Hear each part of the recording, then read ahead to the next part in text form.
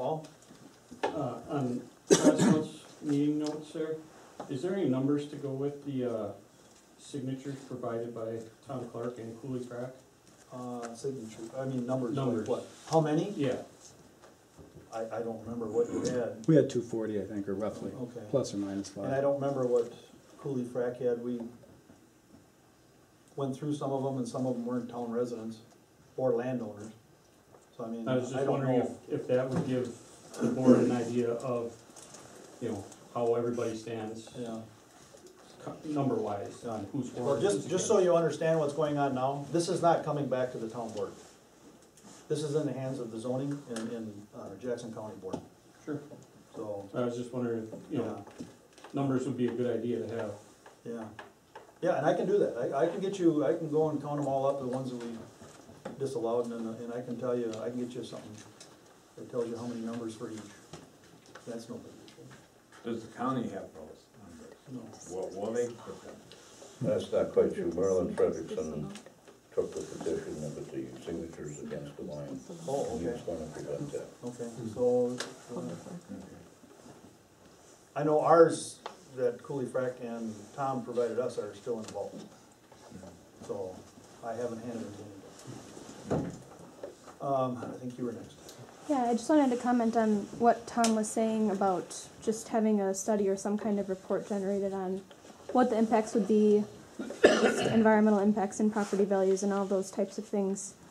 Our standard, and bigger or smaller, I guess any kind of manufacturing or development or property that's going to process anything or mine anything where people live, in, I guess, in a lot of different cases where development is happening. It's not a, you know, not a, I guess, stop measure or necessarily a partisan thing. It's just kind of a standard thing. And I've talked to a lot of different communities around the state who, when I tell them the situation about, you know, the smart planning that we have in place, they say how lucky we are that we do have that we took the time and that Franklin Township did adopt these measures, because that gives the town the power to have a say. And I know we already voted on this, but just to say that we are lucky that we have, you know, kind of measures in place that guide what's going to go on with this development, but also that because we have that power, why not use it to at least find out and do a kind of study about what the impacts would be before we go ahead. Even if, you know, the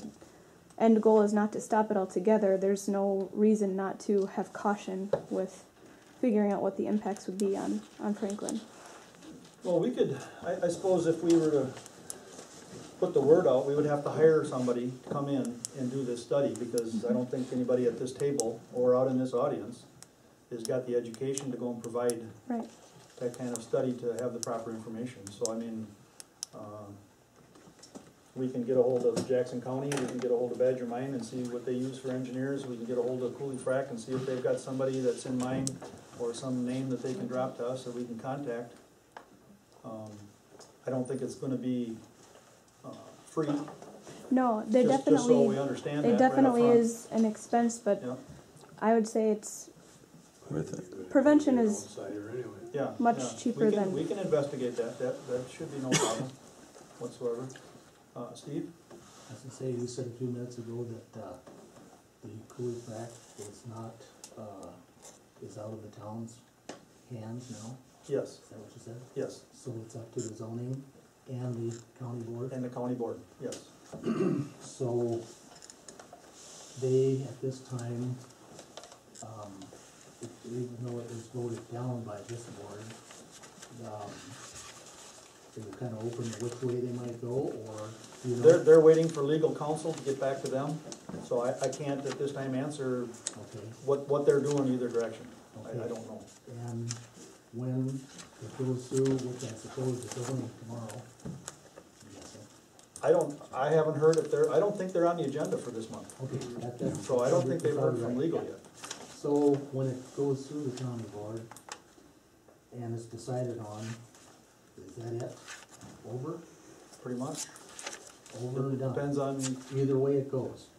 if it does pass, there would for be Cooley conditions. Frack. And this, just so everybody understands here, this is for Cooley Frack, sand, Yes. okay? And- So I mean, if they go and say absolutely not, you're done, then it's then back in their part to go ahead and go through different channels to go and reopen this again However that happens, I don't know how that happens. That's what I was wondering. Yeah. If it was voted that the zoning change would go through, though, at the county level, it would still come back to the town for the conditional use process. Because if it was voted for, it would come back to the county then to say what the conditions of the. Yeah, that's to the zoning, isn't it, for the conditional use? The conditional use is issued by the county zoning, not by us. It's not issued But- by you, but you But as part of, participate. as part of We- that, we are- the smart we are planning. We invited to participate, but we Yeah. don't issue the Yeah, you have conditional use. input. It's my understanding from the county that because of the smart planning issues that we did put in place, that it would go back to the town, just as this process did, where your vote on the zoning change isn't the final vote, but they do give you a vote and they take that recommendation. It would be the same kind of thing. This is my understanding, that once it is granted, that it would go back to the town for the same kind of, you can make a recommendation to the zoning committee and We name a would be recommendation to the invited to county. participate. Yeah, Right. for recommendation only. But if we didn't do anything, they would create, Right, I mean, this isn't a deal by us not putting anything on a piece of paper, there's no conditions of use. The county would right. then create. And that's why it. I'm saying it's lucky that this smart planning is in place, because if it wasn't, then the county wouldn't have to, wouldn't have to give you the option to decide that. Right. Tom? I think the other option you still have, even though you voted against this rezone petition, you can adopt a resolution to make it much more permanent. And I think we turned that in with our petition. So that's another option you could entertain. And I believe Paul Miller said that he didn't know if that, in fact, he was quite sure it probably would not have any legal standing. I don't know what Paul Mills So- said, actually. He said there's 2 out of 3 here, but he never explained what the 2 out of 3 were. So, I think it's valid. We got it from another attorney, and I think it's probably valid. Well, on the words of somebody else in a different meeting, that is their interpretation, just like that is your interpretation. True. Is that right, not, Dennis? Is that not the correct? Did I say that not correctly? I don't know, Okay, that is their interpretation. it's all up for interpretation, anytime you let it in the Exactly. hands of the lawyer. Actually, I think Terry Schmidt was the one who told me that if you adopt a resolution, that it will be binding on the county board. Don? Personally, as a member of that 7 panel for the planning commission, we got ordinances in place for the community, because there's plenty of people that want the mine, there's plenty of people that don't. To just say no mines, absolutely, just doesn't seem like it fits the community overall. It fits some people's own agendas, but it's not for the community. We put ordinances in place, work very hard on them to make sure that everyone is protected. And then it's implemented, once it gets voted on, you've got ordinances in place so those people that were against the mine, those people are for the mine, everybody has been taken into consideration. And I just want to make that point because there was a lot of people involved in this, and there's a lot of information that went into it. So I just, when someone says, oh, let's just say no mines can come in, that'd be like, it doesn't seem right for the community. It seems right for a personal agenda, but for those of us in the community, there's some that want it, there's some that don't. And that way, everyone has an ordinance in place protecting them. I think Steve was first. I was gonna say, I think the consensus of all the people in the township, you mentioned earlier in the meeting that I think you said you were trying to represent the majority of the people. And this is what a lot of us are concerned about, is the majority of the people in the township, being residents and or landowners, that we wanna be represented either way by the majority of the people. And I mentioned that Yep. earlier. Yep. And that's what we're having a hard time swallowing, that it's anywhere near 50-50. So majority rules and nobody else underneath your opinion matters. That's kind of what I'm hearing, and I just, What we all talk about is a democratic society of people voting. we're- You don't go for the lower, I don't know. Is that They choose the president.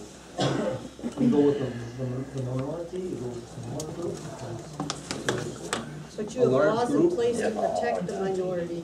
And that's all we have done here, is to make sure everyone has a fair option to do what they want with their land. I don't think that's possible. Now, the zoning, not county zoning, permits and everything else. Today it might be mining, another day it might be something else. But if they come up to you and it's your land, you wanna be able to do what you want with your personal property. We all own land out in the country that pretty much is zoned agricultural or forestry for that reason. And that's why we live out here, and moved out here, and spent a lot of money to purchase it for that reason. And, getting back to the majority, that's what I asked for earlier this summer, is to be represented by the majority, and that's pretty much all I have to say. Sir? Yes, to make a comment on that issue, this is a democratic country, unlike some of the third world countries that I can attest to, So it's simple. I think the majority should be considered, yeah. Whatever the majority is, that's what democracy is all about. And I think the town of Franklin is then, in all fairness, a democratic town. That's all I have to say, though. It's been repeated several times, and thank you. And I just wanna make a quick comment to that. And everything you said is right, but I want everybody to be aware of the fact that Hitler came to power in a fair and democratic election. Just always remember, democracy is not always right. Okay? It's called the tyranny of the majority. Your name and, Oh, okay. Sir, your name? Mine is Mustak Mandramutu. oh my goodness. Are you gonna sign it? Yes. Okay. And your name? Megan Grundy. You look familiar.